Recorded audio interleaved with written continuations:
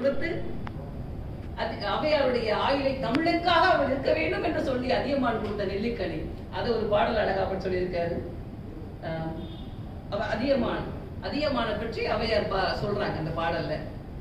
சிறிய கல்வெறினை எமக்கு ஈயும் மண்ணே, கொஞ்சமா கல் கிடைச்சிச்சுன்னா எனக்கு கொடுத்துருவோம் மன்னனே, நீ கொடுத்துருவேன்.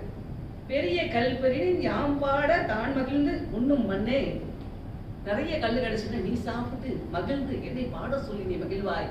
ஆனா நீங்க இறந்து போயிட்ட, ஆனா அந்த பாடல்களை எல்லாம் பாடுவதற்கு யாரும் இல்லையே அப்படின்னு சொல்லும் போது அந்த ஔவையார் அவர் எவ்வளவு தூரம் அந்த அவரோட நட்பு கொண்டிருந்தால் அந்த பாடலை பாடி இருக்க முடியும் என்பதை நான் வியந்து பார்த்தேன். இந்த புறநானூற்று பாடல்ல இருக்குது.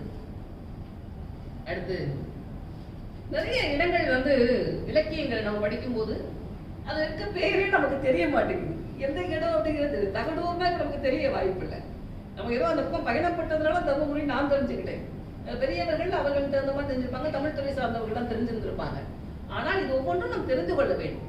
இலக்கியத்தின் மூலமாகத்தான் அந்த பழைய பெயர்களை எல்லாம் தமிழ் பெயர்களை எல்லாம் நாம் அறிந்து கொள்ள முடியும். இவ்வாறு நான் இன்னொன்று படித்தேன். குமணன் பெருந்தலை சாத்தனார் அவர்களுக்கான அந்த இதை ஒரு இலக்கியத்தில் சொல்லியிருக்காங்க. அந்த இடம் என்ன சொல்லியிருக்காங்கன்னா முதிரை மலை அப்படின்னு போட்டிருந்தாங்க. அது கொங்கு மண்டலத்தை சார்ந்ததான். கோயம்புத்தூர், ஈரோடு, கோயம்புத்தூர் அந்த பகுதியில் இருக்கக்கூடிய ஒரு இடத்தோட பேர் முதிரை மலையா அப்படின்னு போட்டிருந்தாங்க. அப்ப குமணன் மிகப்பெரிய கொடைவள்ளல்.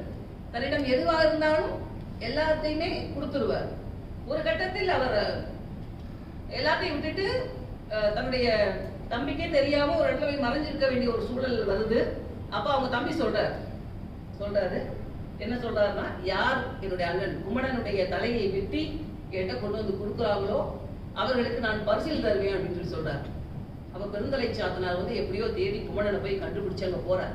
போயிட்டு அவருக்கு வறுமையில போறார். போயிட்டு நாங்கள் ஏதாவது உதவி பண்ணுங்களே அப்படின்னு சொல்லி கேட்கும்போது அவர் என்கிட்ட எதுவுமே என்னிடம் கொடுப்பதற்கு இல்லை அப்படின்னு சொல்லிட்டு அந்த வாளை எடுத்து கையில கொடுத்து என் தலையை எடுத்துட்டு நீ கொண்டு போய் என்னுடைய அரசவையில் கொடுத்து பொற்காசுகளை பெற்றுக் கொள்ளுங்கள் என்று அந்த குமணன் சொன்னார் என்றால் அப்போதான் அந்த இவர் தெரிந்த பெருந்தலை சாத்தனாருக்கு ஆகா இப்படிப்பட்ட ஒரு மனிதரை நாம் பார்க்க முடியுமா அப்படின்னு சொல்லிட்டு நேராக போய் குமணனுடைய சிறப்பை சொல்லி அந்த நிலையை மாற்றி அவரை வீட்டுக்கு கொண்டு வந்து சொல்கிறார் என்று சொன்னால் இதுவும் கூட ஈகை அந்த அழகா சொல்லியிருப்பார்.